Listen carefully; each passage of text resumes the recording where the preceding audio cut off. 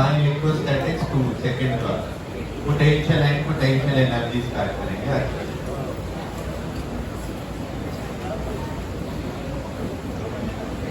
चलिए तो बेटा पहला टॉपिक इसमें जो आएगा वो आएगा इलेक्ट्रोस्टैटिक पोटेंशियल एनर्जी।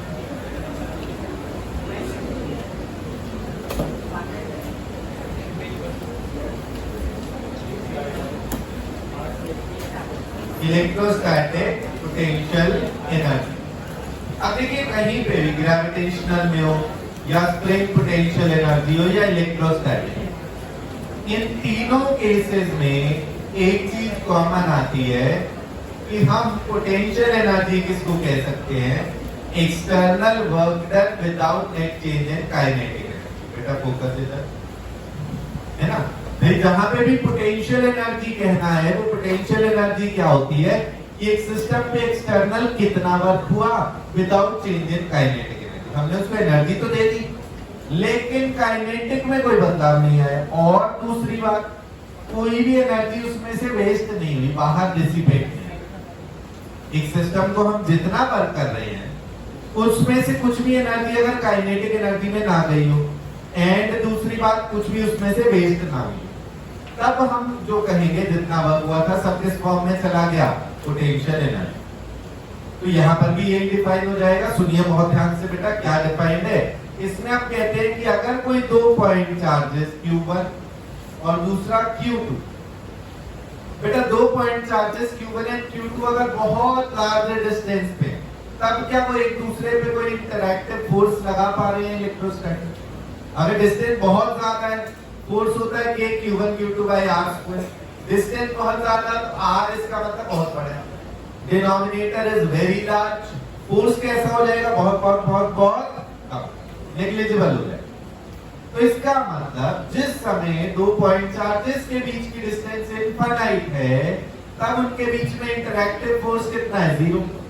फोर्स 0 है तो वो एक दूसरे पे फोर्स नहीं लगा पा रहे, ना ही एक दूसरे को डिस्प्लेस करवा सकते हैं। फोर्स नहीं लगा सकते तो एक दूसरे को डिस्प्लेस भी नहीं करवा सकते।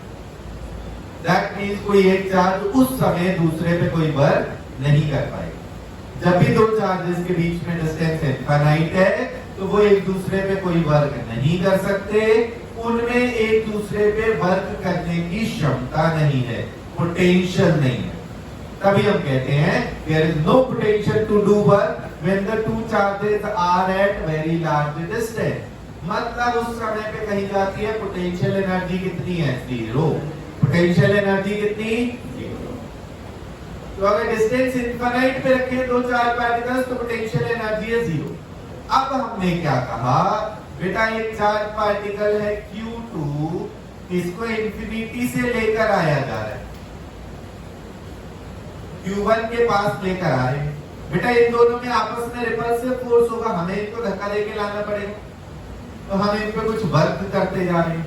जितना हम इस पे वर्क कर रहे हैं बेटा यहाँ तक लाने में, अगर इसको छोड़ दिया यार तो क्या होगा, ये दौड़ता हुआ वापस है, वो सारी एनर्जी इसको मिल जाएगी बाद में किस फॉर्म में, काइनेटिक एनर्जी की फॉर्म। हम इसको अगर पुश करते हुए इनफाइनाइट से यहाँ तक लाए हैं, इसको यहाँ लाके अगर छोड़ दिया, दूसरे को रोका हुआ, Q1 को यहीं पे रोका हुआ है, Q2 को अगर यहाँ लाके रिलीज कर दिया तो Q2 क्या होगा, रिपल्शन की वजह से दौड़ता जाएगा, स्पीड बढ़ती जाएगी, इंफिनिटी पे जाके उसको एक काइनेटिक एनर्जी अटेन हो चुकी होगी, कितनी, जितना हम वर्क करके लाएंगे। तभी हम कहते हैं पोटेंशियल एनर्जी क्या है कि इस सिस्टम पे आप कितना बाहर से वर्क कर रहे हैं, एक्सटर्नल वर्क डन। और दूसरी बात भी सुनिए, क्योंकि बेटा सिंस हम यहाँ पे रखने वाले हैं चेंज इन काइनेटिक एनर्जी कितना, 0। इस सिस्टम को हम अरेंज करेंगे with change in kinetic energy कितना, 0। काइनेटिक एनर्जी का चेंज 0 होना चाहिए। इसका मतलब क्या होगा, टोटल वर्क भी कितना होगा बेटा, वर्क एनर्जी थ्योरम हमें बताती है total work done is equal to change in kinetic energy.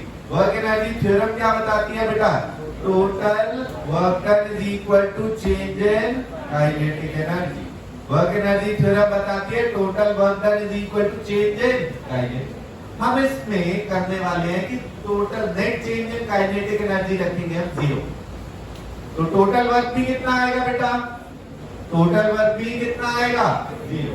कौन कौन इस Q2 पे फोर्स लगा रहा है? एक तो हम लगा रहे हैं एक्सटर्नल फोर्स, एक तो हम लगा रहे हैं एक्सटर्नल फोर्स, इसको धक्का देके ला रहे हैं। और कौन इस पे फोर्स लगा रहा है बेटा? Q1 लगा रहा है इस पे फोर्स। वो कौन सा नेचर होगा फोर्स का? इलेक्ट्रोस्टैटिक। तो इस पे एक इलेक्ट्रोस्टैटिक बाहर भी लग रहा है। Q2 चार्ज पे बेटा दो फोर्सेस कौन कौन से हैं? एक एक्सटर्नल लगा और दूसरा इलेक्ट्रोस्टैटिक, मतलब वर्क भी इन्हीं दोनों का होगा। हमने कहा हम रखने वाले हैं total net change in kinetic energy 0। अगर वो 0 हुआ तो टोटल वर्क डन भी कितना होगा बेटा? वो चेंज इन काइनेटिक एनर्जी के बराबर होता है, तो वो भी कितना आएगा? 0। टोटल वर्क डन आता है किसके इक्वल? Change in kinetic. क्योंकि चेंज इन काइनेटिक एनर्जी 0 रखी है, इसलिए टोटल वर्क डन भी कितना आएगा बेटा?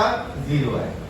सो टोटल वर्क डन 0 आ रहा है। अब टोटल में कौन कौन वर्क कर रहा है इस पे वर्क डन? एक तो एक्सटर्नल है, एक तो एक्सटर्नल है, और दूसरा कौन सा फोर्स है बेटा? इलेक्ट्रोस्टैटिक। दूसरा कौन सा फोर्स है? तो work done external plus work done electrostatic मिला के कितना होना चाहिए? कितना होगा बेटा? टोटल मिला के 0। टोटल वर्क डन 0 है। इससे हमें पता लगा external work done is equal to negative of work by electrostatic force. बात समझ आ गई?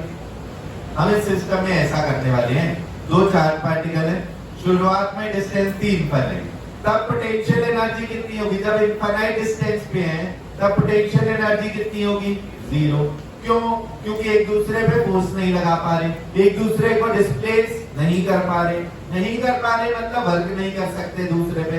दूसरे पे वर्क तभी नहीं कर सकते क्योंकि खुद में क्षमता नहीं है। दैट मींस इनमें कोई पोटेंशियल टू डू वर्क नहीं है। तो जब इनफाइनाइट डिस्टेंस है तो पोटेंशियल एनर्जी कितनी? 0।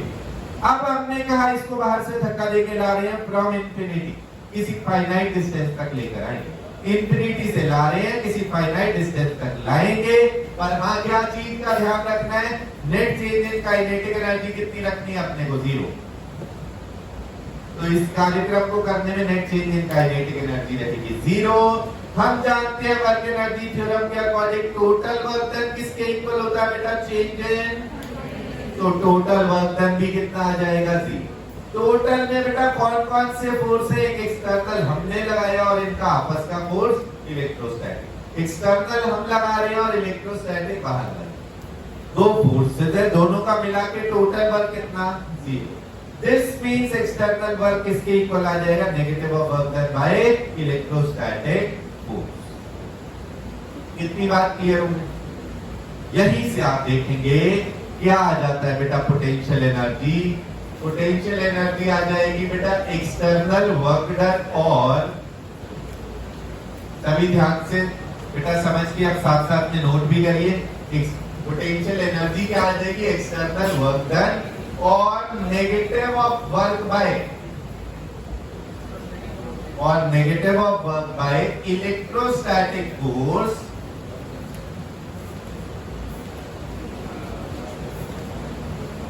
without net change in kinetic energy, without net change in kinetic energy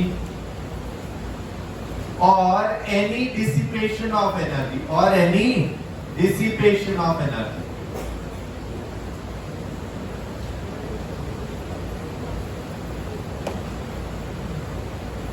तो भाई ऐसा हुआ, मान लिया भाई इनको हमने 100 जूल वर्क करा, लेकिन काइनेटिक एनर्जी में कोई बदलाव नहीं आया। मतलब हमने इस चार्ज पार्टिकल पे वर्क करा पॉजिटिव, Q1 इस पे कर रहा है वर्क नेगेटिव, वो सारी एनर्जी इस सिस्टम के बीच में रह जाएगी। किस फॉर्म में होगी? उसी को बोलते हैं पोटेंशियल। एक्सटर्नल वर्क डन और negative of work by electrostatic force without net change in kinetic energy और any dissipation of energy is stored in arranging a system of particles. पहले कितनी डिस्टेंस पे है? Infinite. In arranging a system of particles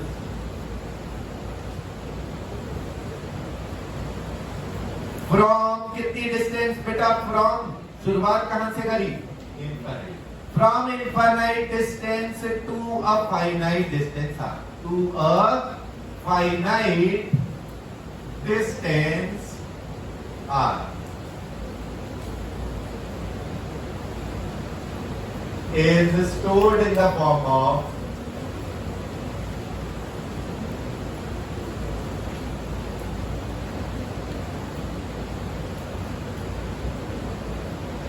potential energy.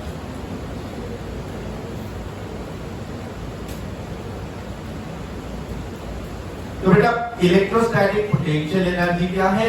External हम कितना work कर रहे हैं, या also equal to negative of work by electrostatic force without net change in kinetic energy और any dissipation of energy in arranging a system of particles, charge particles from कहां से कहां तक, infinite distance to a finite distance r is stored in the form of potential energy of the system. बात समझ आ गई?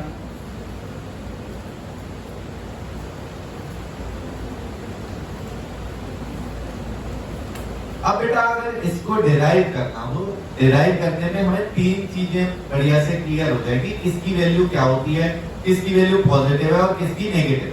तो बेटा हम कहेंगे कि Q1 चार्ज है, इसके सामने Q2 को कहां से लेकर आया जा रहा है बेटा, फ्रॉम इंफिनिटी से लाए, कुछ आगे आ चुका है, अब यहां पर अगर आ गया किसी एक्स डिस्टेंस पे आ चुका है, dx और आगे ला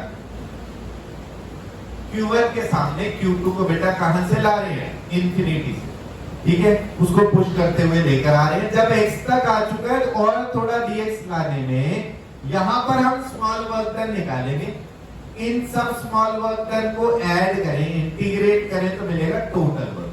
बात समझ आ गई? तो हम कह रहे हैं भैया व्हेन डिस्टेंस इज x,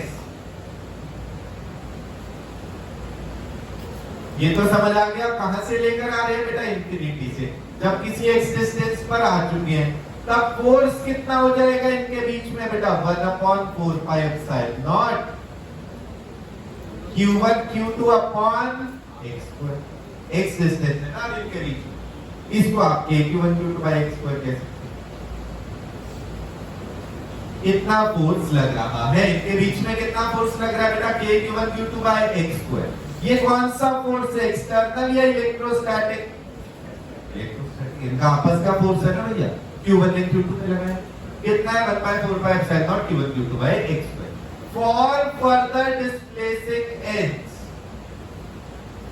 इसमें फर्दर छोटा सा dx और मूव करना है, for further displacing by dx, इसको थोड़ा सा dx और मूव करना है, स्मॉल वर्क डन हम निकालना चाहते हैं। बेटा वर्क डन का फॉर्मूला क्या होता है, force dot displacement, force dot, तो भैया स्मॉल वर्क डन क्या आ जाएगा, F dot ds, F dot, बेटा होना कितना चाहिए, F डॉट ds मतलब F का मॉड इनटू डिस्प्लेसमेंट का mod into cos of angle between them, यही तो होगा बेटा जी। वर्क डन क्या होता है, फोर्स डॉट डिस्प्लेसमेंट, वो आएगा mod F mod ds into cos of angle between them, force का मैग्नीट्यूड इनटू डिस्प्लेसमेंट का magnitude into cos of angle between them.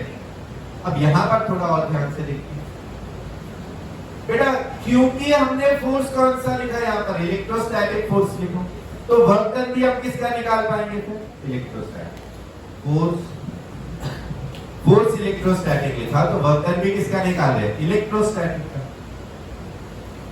बेटा इसमें देखें आप, Q1 ने Q2 पे जो इलेक्ट्रोस्टैटिक फोर्स लगाया वो किधर लगाया, बाहर, F इलेक्ट्रोस्टैटिक किधर है बेटा, बाहर की तरफ। Q1 जो है वो Q2 को अट्रैक्ट कर रहा है या रिपेल, रिपेल कर रहा है, तो इलेक्ट्रोस्टैटिक फोर्स है बाहर की तरफ, हम इसको मूव करा के ला रहे हैं अंदर की तरफ, डिस्प्लेसमेंट है अंदर, तो इनके बीच में एंगल कितना हुआ, 180। दिस मीन्स बेटा एक तो एंगल 180 डिग्री है, और दूसरी बात बहुत ध्यान से समझिए बेटा, angle between F vector and ds vector is 180 degree, और बेटा ds का जो मैग्नीट्यूड है ds का तो मैग्नीट्यूड, स्मॉल डिस्प्लेसमेंट। बेटा यहाँ पर हम x पे आ चुके हैं, x डिस्टेंस है, थोड़ा सा और आगे लेकर आए dx, कितनी लेंथ आगे आया बेटा, dx लेंथ आगे आया। डिस्प्लेसमेंट का मैग्नीट्यूड, डिस्प्लेसमेंट का मैग्नीट्यूड कितना होगा ये देखना है बेटा। हम यहां पर थे, dx आगे लाए, तो डिस्प्लेसमेंट का मैग्नीट्यूड कितना होगा, ds का मैग्नीट्यूड कितना होगा, dx के मैग्नीट्यूड के बराबर होगा। यस और नो? x पे थे, dx आगे लाए, डिस्प्लेसमेंट का मैग्नीट्यूड कितना होगा, dx के मैग्नीट्यूड के बराबर। तो ds के मॉड को क्या मैं dx से लिख दूं? यस और नो? थोड़ा सा और ध्यान देना पड़ेगा। अब यहाँ पर एक सोचने वाली बात है, x की जो वैल्यू थी, हम पार्टिकल को आगे लाए हैं, तो x की वैल्यू बढ़ती जा रही है या कम होती जा रही है? इनके बीच की डिस्टेंस बढ़ रही है या कम हो रही है? कम हो रही है। x डिक्रीज हो रहा है, तो इसका मतलब चेंज इन x कैसा है, पॉजिटिव या नेगेटिव? नेगेटिव है ना। x अगर कम हो रहा है तो चेंज इन x कैसा है, negative. dx is itself a कैसी quantity, negative quantity. dx itself कैसी क्वांटिटी है, नेगेटिव। इसका मतलब यहाँ पर एक और माइनस साइन लगाएंगे, तब हमें इसका मैग्नीट्यूड चाहिए। डिस्प्लेसमेंट का मैग्नीट्यूड चाहिए, तो वो कैसी क्वांटिटी होगी, पॉजिटिव। कैसी होनी चाहिए, पॉजिटिव। डिस्प्लेसमेंट हुआ इतना ही है, पर हम उसको dx से नहीं लिख सकते, क्योंकि change in x is a negative quantity. कारण x कम हो रहा है, तो dx is a negative quantity. हमें सामने एक और माइनस लगाना है। ये पूरी चीज अब पॉजिटिव है और इसकी वैल्यू डिस्प्लेसमेंट के मैग्नीट्यूड के बराबर। आज समझ आ गया? नहीं समझ आ गया सबको? दिस मीन्स जो स्मॉल वर्क डन आया वो कितना आया बेटा, k q1 q2 by x square into displacement का मैग्नीट्यूड कितना, minus dx into cos of angle between them कितना आया, 180 डिग्री। बेटा cos 180 कितना होता है, माइनस। तो ये एक माइनस वन, ये एक और माइनस, कितना बन गया बेटा, dw बन गया k q1 q2 by x square into dx। ये स्मॉल वर्क डन है, इसका ये स्मॉल वर्क डन ध्यान रखना है, इलेक्ट्रोस्टैटिक फोर्स। किसका वर्क डन है ये, इलेक्ट्रोस्टैटिक। बेटा एक नेगेटिव साइन आया dx की वजह से, dx is a negative quantity, एक माइनस उसके साथ लगाया तब मिला नेगेटिव। और एक और किससे आया बेटा, cos 180 से। तो ये दो नेगेटिव से दोनों खत्म हो गए यहाँ। क्लियर है? अब बेटा टोटल वर्क डन चाहिए, तो अपने को क्या करना पड़ेगा, summation of small work done, integration of k q1 q2 by x square into dx। अब इसका इंटीग्रेशन करना है, जिसमें x डिस्टेंस है वेरिएबल। वेरिएबल क्या है, वो डिस्टेंस बिटवीन चार्जेस, जिसको हमने x माना। सबसे पहले इनके बीच में कितनी डिस्टेंस थी बेटा, सबसे पहले बेटा एक्सटर्नल वर्क डन और negative of work by electrostatic force without net change in kinetic energy और any dissipation of energy in arranging system of charge particles from to a finite distance. तो शुरुआत कितनी डिस्टेंस से करिए, तो भैया x की शुरुआती लिमिट है इंफिनिटी, आखिरी में कहां तक लेकर आए, r। x तो एक वेरिएबल है ना, बीच का डिस्टेंस है। बिल्कुल स्टार्टिंग में कितनी थी बेटा, इनफाइनाइट। फाइनली कहां तक लेकर आना है, इनके बीच की डिस्टेंस कितनी कर देनी है, r। तो यहां पर आप इसका इंटीग्रेशन करेंगे, लिमिट्स होगी इंफिनिटी से r तक। कांस्टेंट जो है वो बाहर रख दिए जाएं बेटा, k q1 q2 इंटीग्रेशन हो गया x की power -2 dx, 1 by x square बन जाए x की पावर -2 dx का इंटीग्रेशन इंफिनिटी से r। इसका मतलब work done by electrostatic force equal to कितना आया बेटा, k q1 q2 तो है कांस्टेंट, x की पावर -2 dx का इंटीग्रेशन कितना होगा बेटा, x की पावर n dx का इंटीग्रेशन कितना होता है, x to the power n+1 whole upon n+1। x की पावर n dx का integration x to the power n+1 whole upon n+1। तो x की पावर -2 का क्या होगा, x की पावर -2+1 अपॉन -2+1। इसमें लिमिट्स रखी जाएंगी इंफिनिटी से r तक। इक्वल टू कितना आया बेटा, k q1 q2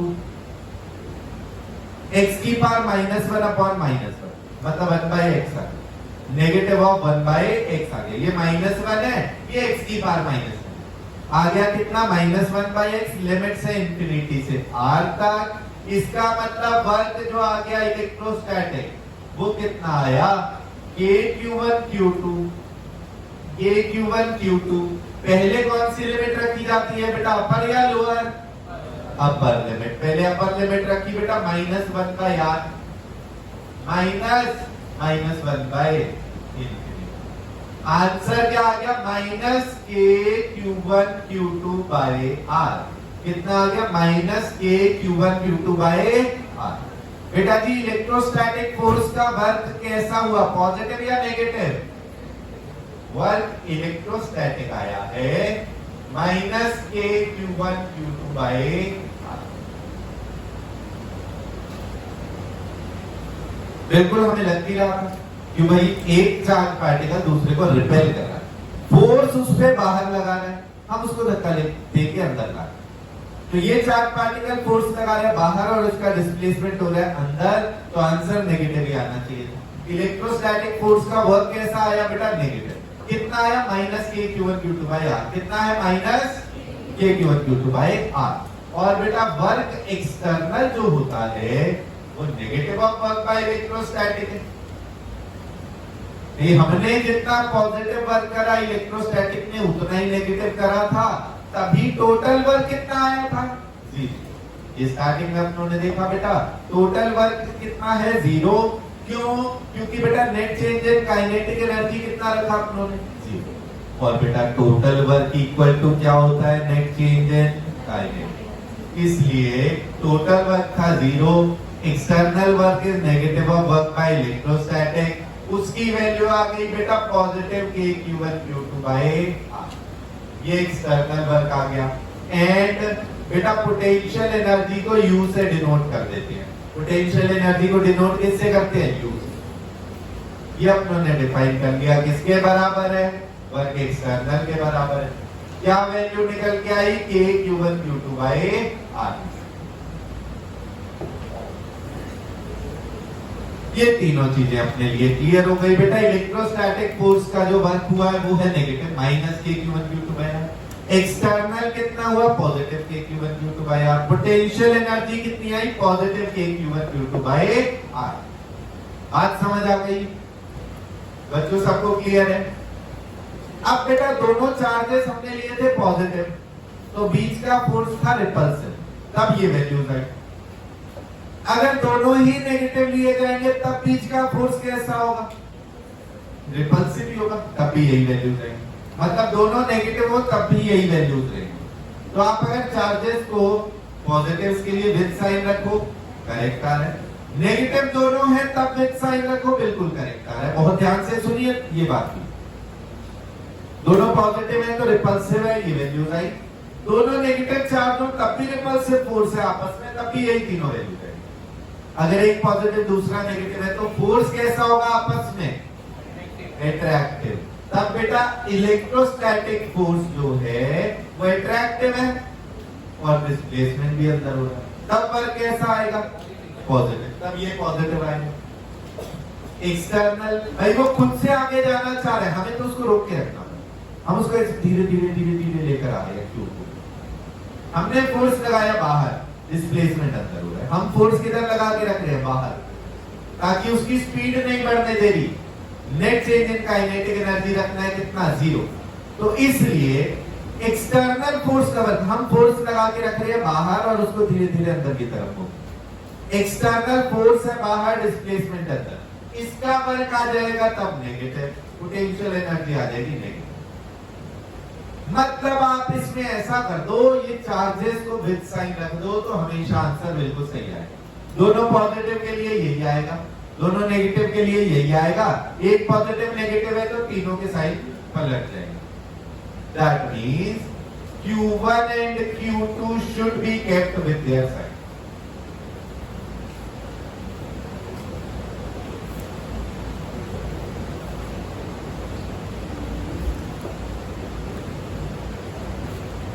Q1 and Q2 कैसे रखे जाएंगे इसमें बेटा? साइन के साथ।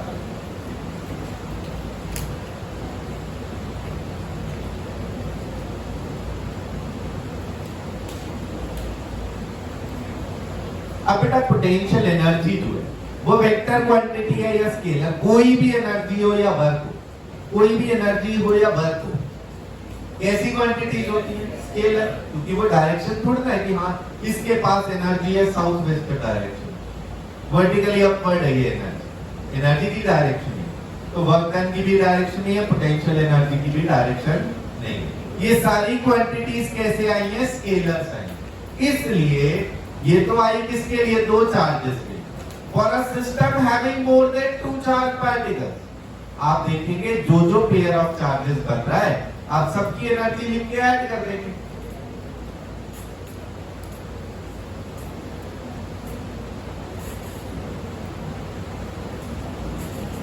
For a system of more than two charge particles,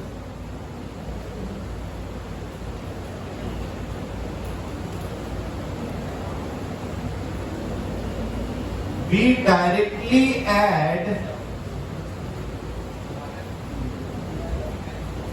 potential energy of each pair with their sign.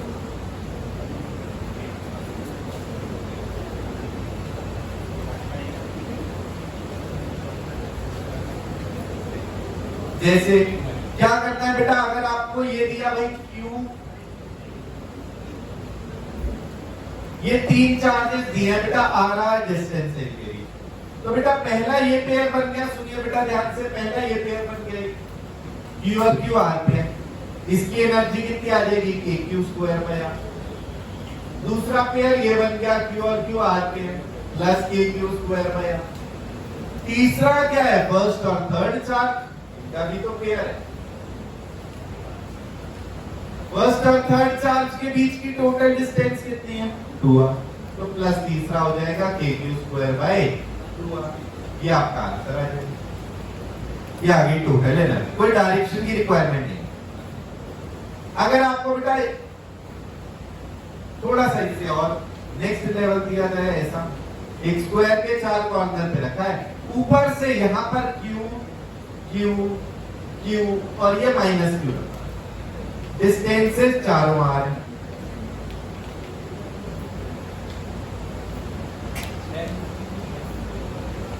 Pairs तो 6 बनेंगे, सही कह रहे हैं, 4 पेयर साइड वाले बन गए, 2 डायगोनल के बन गए, टोटल पेयर तो 6 बनेंगे। एक इसमें से नेगेटिव चार्ज है बेटा, आप देखिए जो जो पेयर्स है, ये पेयर कितना आएगा बेटा? इसकी energy KQ square by R, इसकी कितनी आएगी? KQ square by R। ये कितनी आएगी बेटा? नेगेटिव है ये charge particle, minus KQ square by R, और ये कितनी आएगी? माइनस। तो बेटा 2 पॉजिटिव है और 2 नेगेटिव, 2 तो है KQ स्क्वायर बाय R और minus 2 KQ square by R। ये फर्स्ट और सेकंड 2 पॉजिटिव है, ये थर्ड और फोर्थ ये दोनों की एनर्जी नेगेटिव है। एक भी चार्ज नेगेटिव होगा तो एनर्जी क्या आ रही है? KQ into minus Q by R। Clear? अच्छा अब डायगोनल, ये डायगोनल की कितनी आएगी? पहले लेंथ देखो, लेंथ क्या आती है? R और R है, स्क्वायर की साइड लेंथ R और R है, डायगोनल कितना आएगा? R√2, डायगोनल कितना? R√2। तो ये एनर्जी क्या होगी बेटा? एक पॉजिटिव चार्ज एक negative, minus KQ square upon R√2, Q और Q है एक नेगेटिव, और बेटा दूसरे डायगोनल की एनर्जी क्या होगी? Plus KQ square upon R√2। बेटा टोटल पोटेंशियल एनर्जी देखिए जरा कितनी आ रही है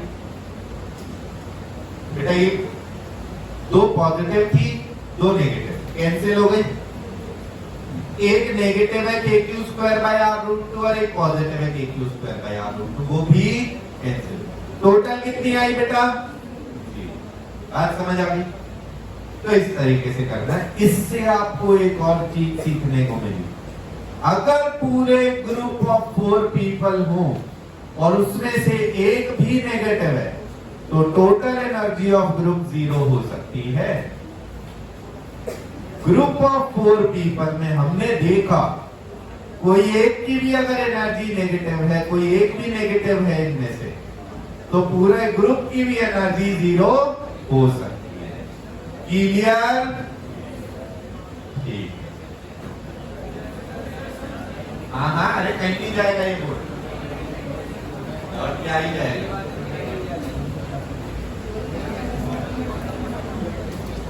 अच्छा वो लिखना बचा है अभी, फिर लौटा।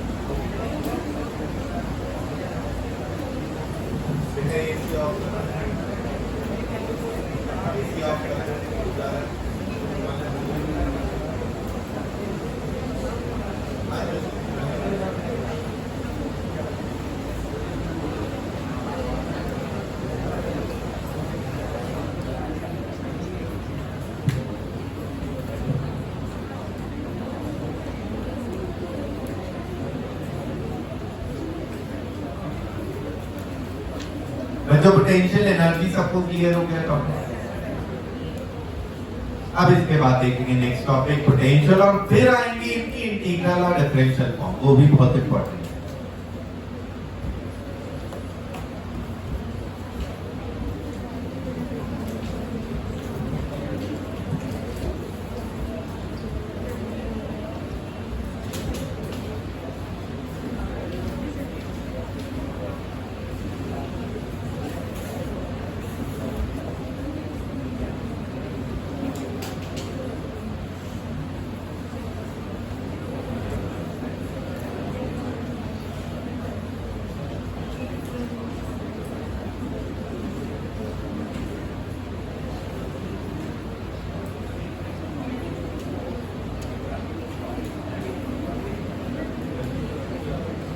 कर लिया बेटा ये सबने?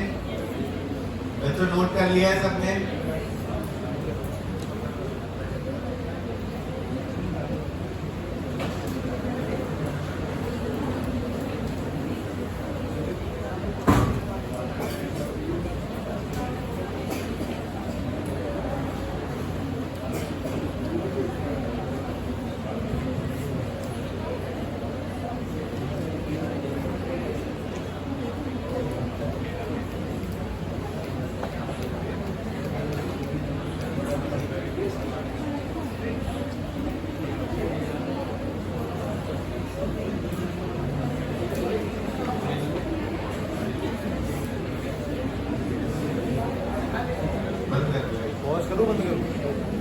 पॉज करो बंद करो।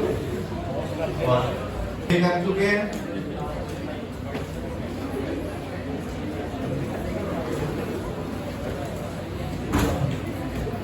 जी बेटा, अब देखिए बेटा इलेक्ट्रिक पोटेंशियल क्या है। देखो हम देख रहे थे Q चार्ज है, इससे अगर R डिस्टेंस पे यहाँ Q1 रखा, Q चार्ज से R डिस्टेंस पे Q1 अगर रखा जाए तो एनर्जी कितनी आ रही थी बेटा? Q1 bye R। ऐसे इधर R डिस्टेंस पे Q2 रखा, तब कितनी आ रही थी बेटा? Q2 बाय R, इस पेयर की एनर्जी। इसी से R डिस्टेंस पे कहीं और Q3 रखें तो इस पेयर की एनर्जी कितनी है? Q3 bye R। तो भाई ऐसा ऑब्जर्व हुआ कि कई कुछ तो कॉमन ही आ रहा है। इस चार्ज से R डिस्टेंस पे जो भी चार्ज रख रहे हैं एनर्जी में कई कुछ कॉमन आ रहा है। सब में बेटा KQ बाय R जरूर मिला आपने को, KQ बाय R सब में जरूर मिला, और उस KQ बाय R में चार्ज मल्टीप्लाई हुआ तो एनर्जी मिल जाएगी। KQ बाय R में यहाँ का चार्ज मल्टीप्लाई हुआ तो एनर्जी मिल गई, KQ बाय R में यहाँ का चार्ज मल्टीप्लाई हुआ तो इसकी एनर्जी। इसलिए अपनों ने क्या करा, इसके लिए भी यूनिटरी मेथड बना कि भाई यहाँ पर Q1 लाने का वर्क कितना होता था, हम अगर 1 कूलम लाने का वर्क डिफाइन कर दें वो कितना होगा? KQ into 1 by R। कितना होगा? KQ into, तो भैया हर जगह पर सब में ये KQ by R कॉमन आ रहा था। इसको क्या डिफाइन करेंगे? इसको कहेंगे work done in bringing unit positive test charge. Q3 charge की जगह आप पर यूनिट चार्ज ले आओ। तो इस टर्म को डिफाइन करा इलेक्ट्रोस्टैटिक पोटेंशियल या इलेक्ट्रिक पोटेंशियल। होगा क्या बेटा, जैसे उसमें था एक्सटर्नल वर्क डन और negative of work by electrostatic force, उसमें था बेटा without net change in kinetic energy और any dissipation of energy in arranging a system of charge particles from infinite distance to a finite distance R. यहां पर हो जाएगा बस जो दूसरा चार्ज है वो Q2 होने की जगह कितना है 1 कूलम। तो इसमें क्या डिफाइन होगा बेटा, ये पोटेंशियल क्या होगा, एक्सटर्नल वर्क डन और negative of work by electrostatic force in bringing कितना charge, unit positive test charge. 1 coulomb लाने का जो वर्क है वो डिफाइन कर दिया, उसको पोटेंशियल बोलते हैं। क्लियर? ठीक है, लिखिए बेटा इलेक्ट्रिक पोटेंशियल क्या है,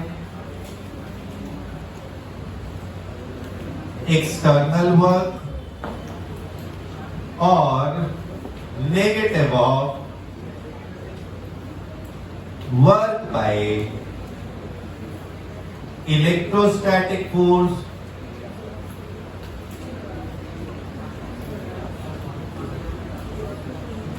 in bringing a unit positive, in bringing a unit positive plus 1 coulomb.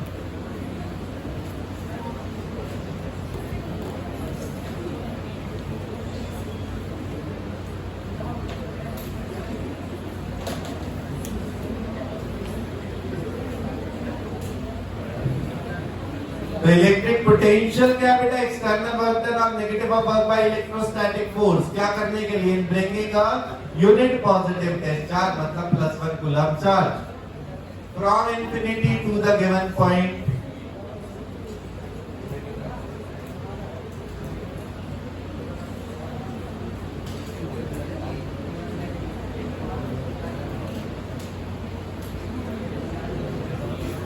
in presence of electric field or in vicinity of a charge particle.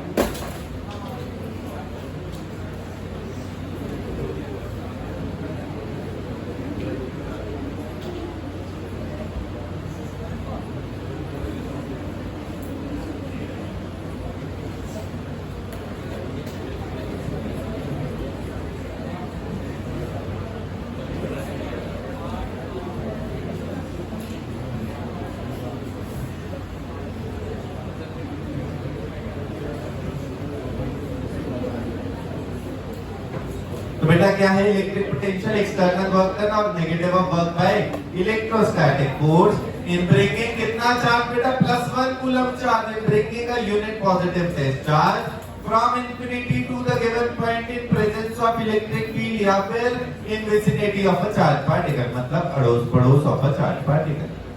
कोई और चार्ज पार्टिकल पहले से होगा तभी तो 1 कूलम को लाने में कोई काम करना पड़ेगा। अगर हो ही ना कोई और चार्ज पार्टिकल या फिर इलेक्ट्रिक फील्ड तो लाने में कोई वर्क ही नहीं करता। Without net change in kinetic energy और any dissipation of energy is defined as, क्या डिफाइन हुआ ये, electric potential of the given point.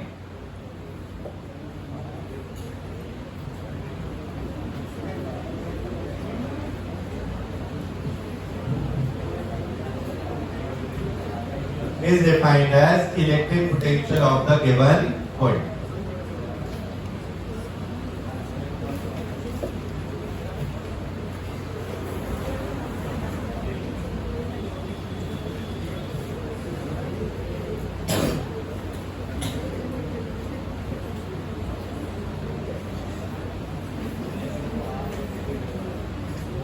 तो बेटा इलेक्ट्रिक पोटेंशियल जो है वो V से लिखा जाता है। इलेक्ट्रिक पोटेंशियल किससे लिखेंगे, V से।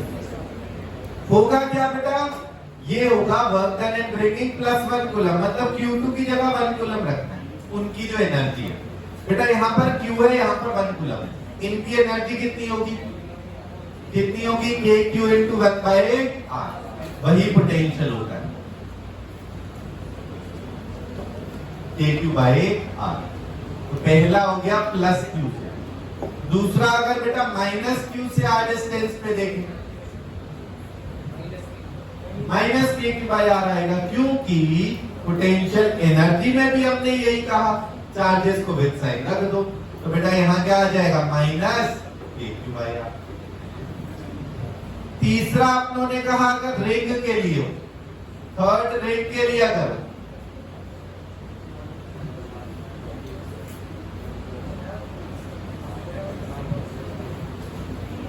जी बेटा रिंग है बेटा, क्यू चार्ज है, आर रेडियस है, सेंटर पे पहले देखिए बेटा वी सेंटर। अब क्या होगा बेटा, हर छोटे छोटे डीक्यू चार्ज से इस सेंटर की डिस्टेंस कितनी है आर, सबसे आएगा के डी क्यू बाई आर, के डी क्यू बाई आर, के डी क्यू बाई आर। और क्या ये क्वांटिटी स्केलर है या वेक्टर है? स्केलर है, क्योंकि बेटा जी वर्क, एनर्जी, पोटेंशियल सारी क्या हो गई स्केलर क्वांटिटी। ये भी क्या है, ये भी तो एक वर्क का नहीं है, पर यूनिट चार्ज है, तो ये भी स्केलर क्वांटिटी है। सारे के डी क्यू अपॉन आर का सम हुआ, के बाई आर आ गया कांस्टेंट, ओनली डी क्यू का सम कितना आ गया, तो रिंग के सेंटर पे कितना आ जाएगा potential, K Q by are. कितना आ रहा है बेटा रिंग के सेंटर पे, के क्यू बाई आर। रिंग की एक्सिस पे, ये एक रिंग है बेटा, इसकी एक्सिस पे ये आइसोमेट्रिक व्यू है, एक्चुअल में पूरी सर्कुलर है रिंग, बोर्ड पे बनाई है तो इस तरीके से बनाई जा रही है, ठीक है, वाईजेड प्लेन में है। इसका रेडियस है आर बेटा, ये डिस्टेंस है x, Q is the charge. इसके हर पार्टिकल से ये डिस्टेंस कितनी हुई पॉइंट की, इसके हर पार्टिकल से कितनी डिस्टेंस हुई पॉइंट की, under root of R square plus X. फिर से बताएं बेटा कि जो पोटेंशियल है वो स्केलर है या वेक्टर? स्केलर है, तो कोई कंपोनेंट तो करना नहीं पड़ेगा। अगर dq से आ रहा है k dq अपॉन दिस, तो टोटल क्या आ जाएगा, k dq upon root R square plus X square का integral. k dq upon root R square plus X square का इंटीग्रेशन, हर dq चार्ज से ये डिस्टेंस, तो बेटा यहाँ k और ये तो same, k constant, root R square plus X square constant, केवल dq का इंटीग्रेशन क्या आया, तो आंसर क्या बन जाएगा, kq upon under root of R square plus X square. कितना बन गया बेटा, kq upon root of R square plus X. ये रिंग के लिए आ गया। फोर्थ बेटा हॉलो स्फीयर के लिए देखिए, हॉलो स्फीयर में बेटा आउटसाइड जो फील्ड होती है पहले वो देखो, तो ई आउट कितना होता है बेटा, K Q by R square, E inside और ई सरफेस, ई सरफेस कितना होता है, K Q by capital R square.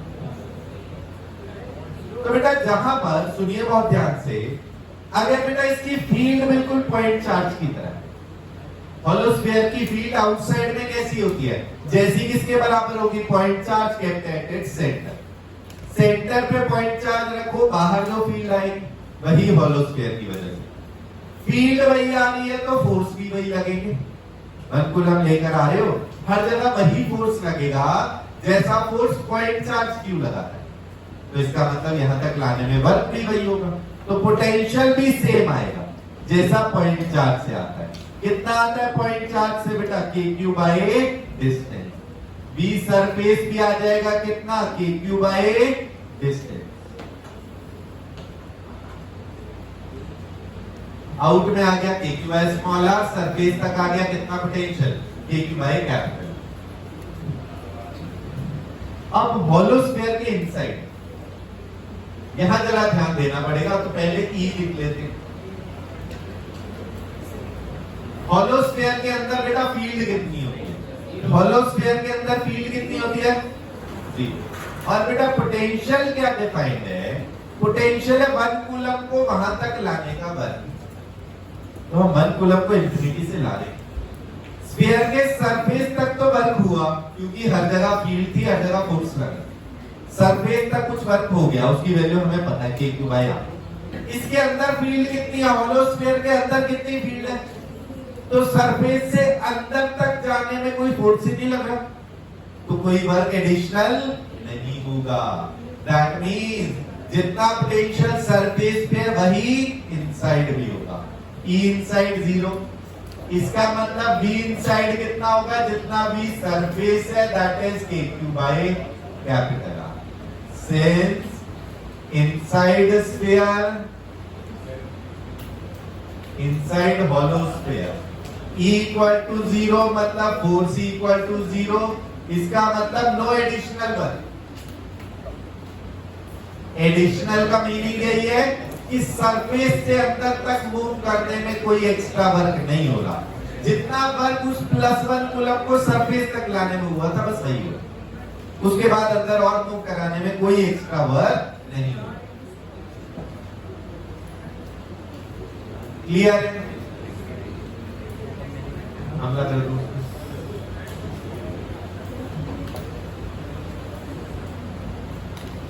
तो बेटा पोटेंशियल की वैल्यू प्लस Q से कितना है k cube bye R, minus Q से minus a cube by R, है ना। रिंग के सेंटर पे k क्यूब आया, रिंग की एक्सिस पे डिस्टेंस देखनी है हर पार्टिकल से, कितना आ रहा है k cube upon root of r square plus x square, k cube upon root of r square plus x square. Hollow sphere के बाहर सेम पॉइंट चार्ज की तरह k cube by distance, hollow sphere के surface पे k cube by radius, hollow sphere के अंदर same as surface, same as surface. क्यों? क्योंकि बेटा सरफेस के अंदर जाओगे तो फील्ड होगी 0, फील्ड 0 होगी तो फोर्स लगेगा 0, फोर्स 0 लगा तो कोई एक्स्ट्रा वर्क नहीं होगा, जितना वर्क सरफेस तक हुआ वही अंदर तक भी रहेगा। क्लियर?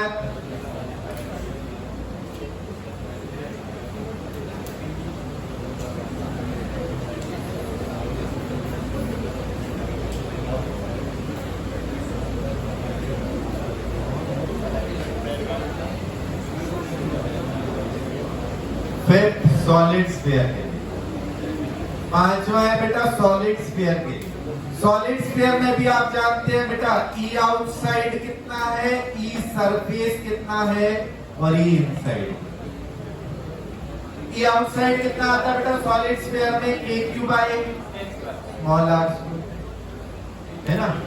सरफेस पे k cube by capital R square, inside में k q small r by capital R cube.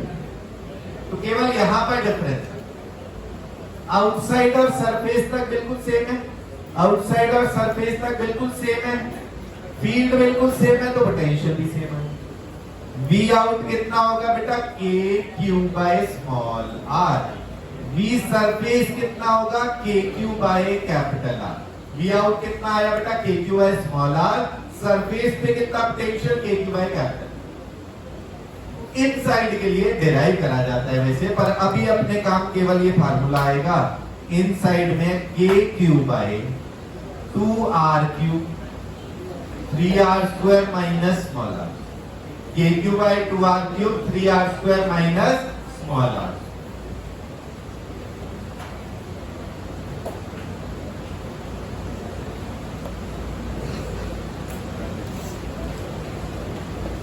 बच्चों यहां तक क्लियर है? ये सॉलिड स्फीयर हुआ। सिक्स्थ डाइपोल के लिए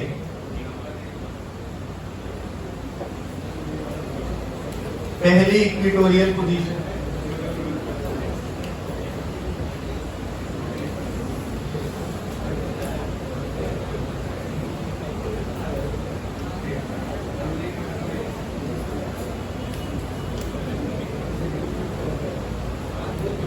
बेटा इधर सुनिए ध्यान से।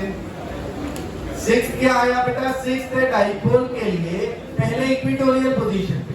बेटा ये माइनस क्यू और प्लस क्यू यही तो होता है ना डाइपोल। दिस इज ए और ये भी ए है, तो बेटा माइनस क्यू से डिस्टेंस कितनी हो गई, under root of R square plus A.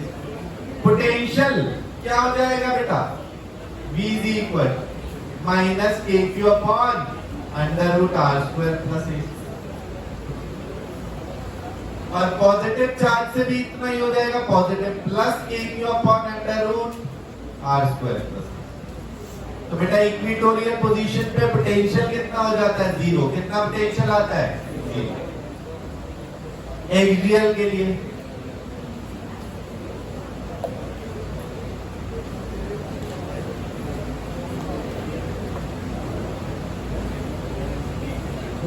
Axial position पे आप देखिए बेटा, सेंटर से डिस्टेंस r लिखी है, प्लस q से कितनी हो जाएगी, r माइनस a, इससे हो जाएगी r। तो v एक्सियल कितना आया बेटा, K Q upon r minus a minus K Q upon r plus a। इसको आप सॉल्व करेंगे बेटा एलसीएम लेके, के क्यू आया कॉमन, अपॉन में आ गया बेटा r square minus a square, ऊपर बन गया बेटा r प्लस a में से सब्ट्रैक्ट होना है r माइनस।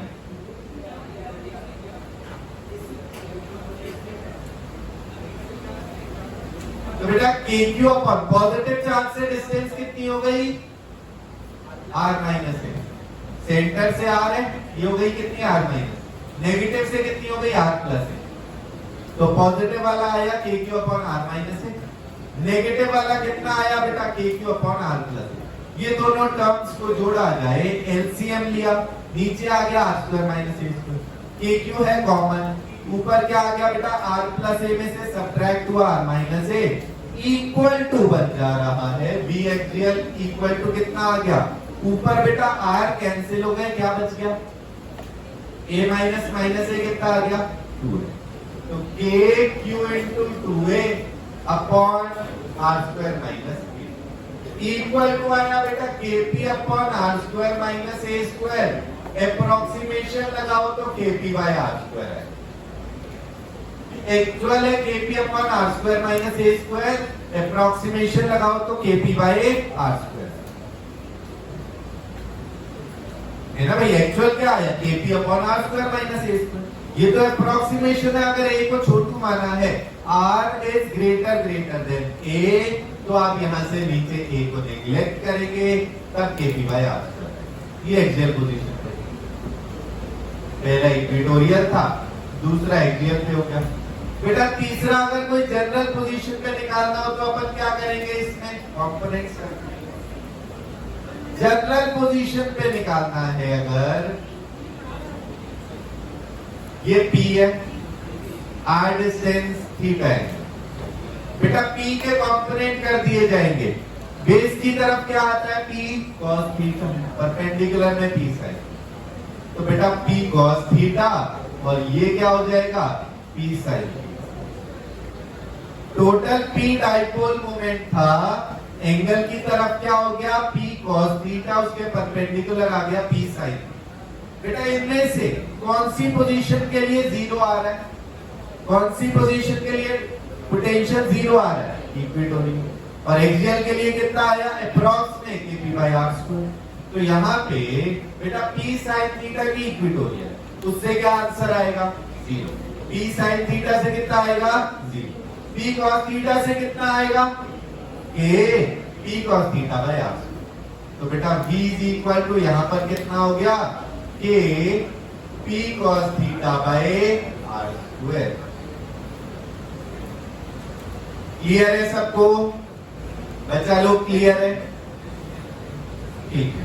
अब बेटा केवल ये दो ग्राफ और देख लेते हैं अपन, v के ग्राफ, v r ग्राफ।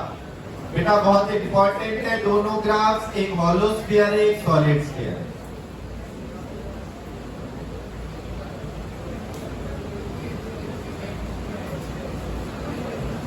बेटा हॉलो स्फीयर और सॉलिड स्फीयर के लिए पोटेंशियल का ग्राफ विद दिस है।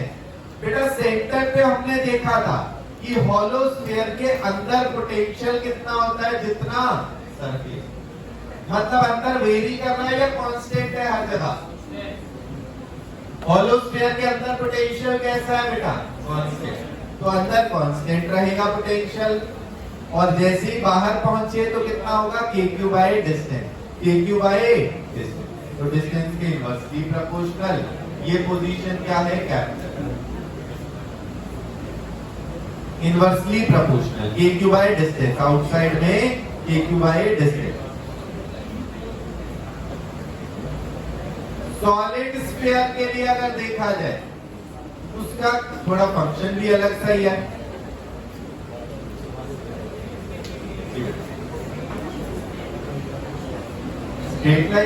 स्ट्रेट लाइन तो केवल डायरेक्टली प्रोपोर्शनल में बनती है।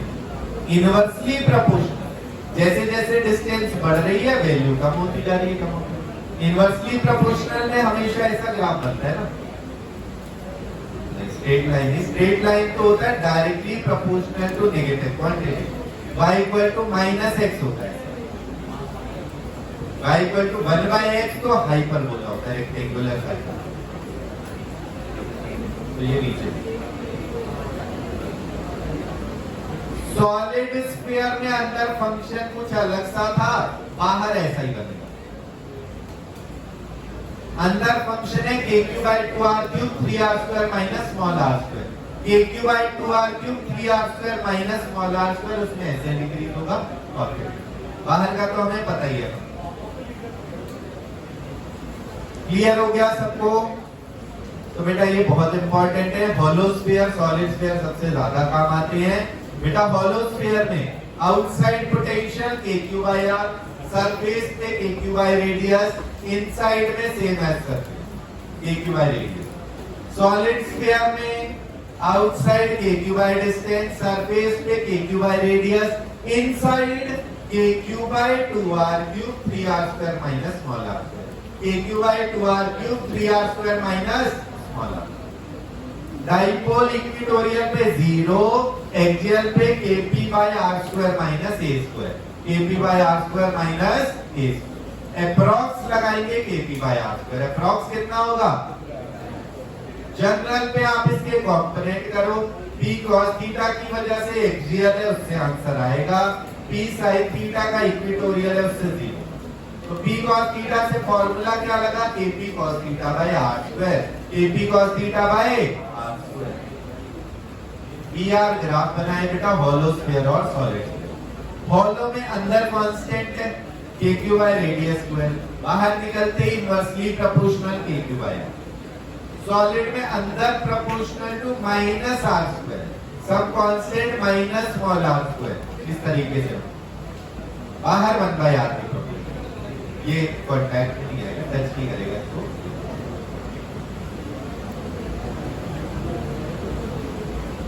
बच्चों समझ आ गया सब? बच्चों क्लियर है सभी को?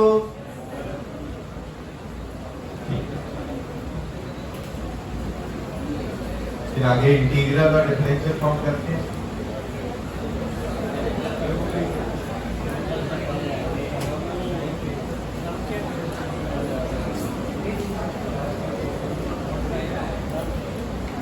समय तो नहीं।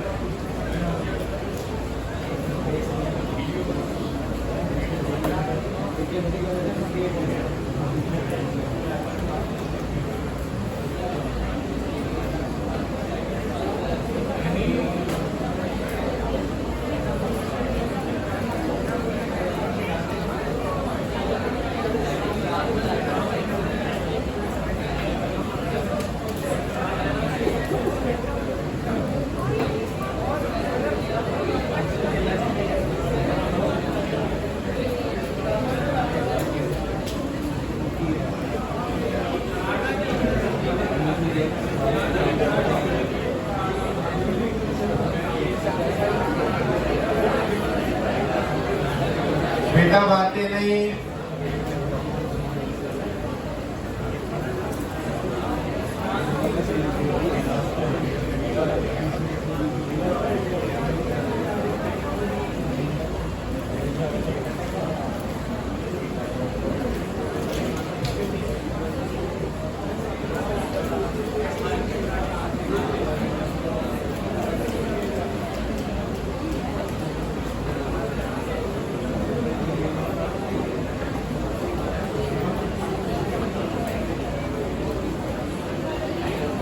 कोई बहुत भारी चीज नहीं है, जो अपनों ने डिफाइन करा ना, बस उसी को मैथमेटिकल फॉर्म में लिखना है। जो डिफाइन करा उसी को क्या लिखना, मैथमेटिकल फॉर्म। अपनों ने कहा बेटा पोटेंशियल एनर्जी क्या होता है, एक्सटर्नल वर्क डन या फिर negative of work by electrostatic. इसका मतलब small change in potential energy क्या होगा, negative of small work done by electrostatic force. Potential energy का चेंज क्या है, negative of work by electrostatic force. Potential energy होती है negative of work by electrostatic. इसका छोटा सा बदलाव मतलब इसका छोटा सा बदलाव, यही तो होगा। यहाँ पर आप इसको क्या लिख सकते हैं, इक्वल टू नेगेटिव। बेटा वर्क डन क्या होता है, फोर्स डॉट, वर्क डन क्या होता है, फोर्स डॉट। इसका मतलब du is equal to minus f dot ds। du कितना आ गया, माइनस f डॉट ds। अब बेटा कई सारे du को ऐड करें तो क्या मिलेगा, delta u, integral form. Delta u कितना आएगा बेटा, माइनस f डॉट ds का समय। माइनस f डॉट ds का इंटीग्रेशन अपने को क्या देता है, चेंज इन पोटेंशियल एनर्जी। क्या देगा, चेंज इन। अगर इसको if integral from infinity to r then u initial zero. सुनिए ध्यान से, du का सम क्या दे रहा है बेटा, डेल्टा u। कई सारे स्मॉल चेंजेस को ऐड करो क्या मिलता है, टोटल चेंज। तो डेल्टा u आया माइनस f डॉट ds का इंटीग्रेशन। अब इसमें बेटा अगर इंटीग्रल हम इंफिनिटी से करें कहीं पर, तो इनिशियल पोटेंशियल एनर्जी कितनी लिखी जाएगी, देयरफॉर तब हम कह सकते हैं u final equal to minus f dot ds का इंटीग्रेशन। ठीक है भाई, ये आ गई इंटीग्रल फॉर्म। डिफरेंशियल फॉर्म कोई बहुत दूर नहीं है भैया, इसी से लिख पाएंगे। And since du is equal to minus f dot ds, therefore minus du by ds is equal to f। Minus du by ds क्या है, f है। Minus du by ds f के बराबर है बेटा, शांत हो जाए। इसमें क्या होगा, माइनस du by dx करें तो फोर्स का एक कॉम्पोनेंट मिलता है, माइनस du by dy करें तो फोर्स का y कॉम्पोनेंट मिलेगा, and minus du by dz करें तो फोर्स का z कॉम्पोनेंट। ये पोटेंशियल एनर्जी की डिफरेंशियल और इंटीग्रल। क्या क्या आया बेटा, माइनस f डॉट ds का इंटीग्रेशन होगा डेल्टा u। अगर इंटीग्रेशन इंफिनिटी से हुआ है तो ये होगा इक्वल टू u। du किसके बराबर था, minus f dot ds। du कितना था, माइनस f डॉट ds। तो बेटा माइनस du by ds क्या आ रहा है, f। Minus du by ds किसके equal, f। Minus du by dx करो तो फोर्स का x कॉम्पोनेंट मिलेगा। इसको वैसे यहाँ पर ना ऐसे डेल लिखते थे, पार्शियल डिफरेंशियल, पर कोई खास दिक्कत नहीं है। इसको x की टर्म्स में अगर डिफरेंशिएट करना है, उस समय y और z सबको कांस्टेंट मानना होगा। अगर इसको y की टर्म्स में डिफरेंशिएट कर रहे हैं, उस समय x और z सबको कांस्टेंट मानना होगा। ठीक है, ये आ गया इसका इंटीग्रल और डिफरेंशियल। ऐसे ही पोटेंशियल का भी आएगा। ऐसे ही किसका आएगा बेटा, पोटेंशियल का। अच्छा, हमने कहा पोटेंशियल है क्या, वर्क डन इन ब्रिंगिंग कौन सा चार्ज, यूनिट पॉजिटिव। पोटेंशियल क्या है, वर्क डन इन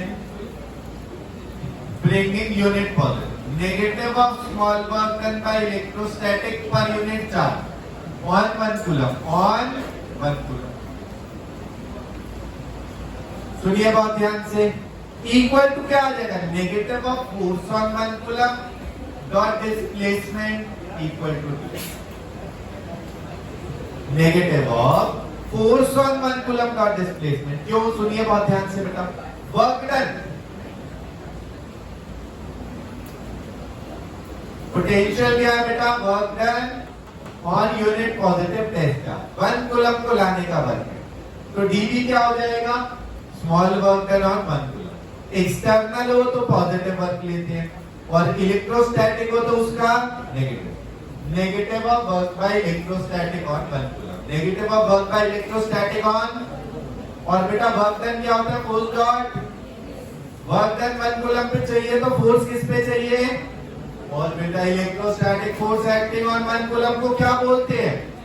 इलेक्ट्रिक फील्ड इंटेंसिटी। इसलिए dV क्या आ गया बेटा? Minus E dot ds, therefore minus dV by ds is equal to E। ये इसकी डिफरेंशियल फॉर्म आ गई। dV क्या है? Minus E dot ds, minus dV by ds क्या आ गया? E, minus dV by ds क्या आ गया? E। And integral of dV equal to integral of minus E dot ds। Therefore, delta V क्या होता है? Integral minus integral E dot ds। ये आ गई इसकी इंटीग्रल। बेटा पोटेंशियल एनर्जी का डिफरेंस है minus F dot ds, potential का डिफरेंस है minus E dot. Minus du by ds है force, minus dv by ds क्या है? Electric field intensity. क्लियर है सबको? यही अपनों ने पहले शब्दों में डिफाइन करा था, उसी को मैथमेटिकल फॉर्मूला बन गया है। कई बार इन पे भी सवाल बन जाते हैं। आपको v दे दिया as a function of x, field बताना है माइनस dv बाय dx। आपको e दे दिया as a function of x, potential difference बताना है माइनस e डॉट dx का इंटीग्रेशन करना। क्लियर है सबको? बच्चा लोग समझ आ गया है सबको? ठीक है, इसको नोट करिए, बढ़िया से समझिए। कहीं कोई डाउट है तो पूछिए।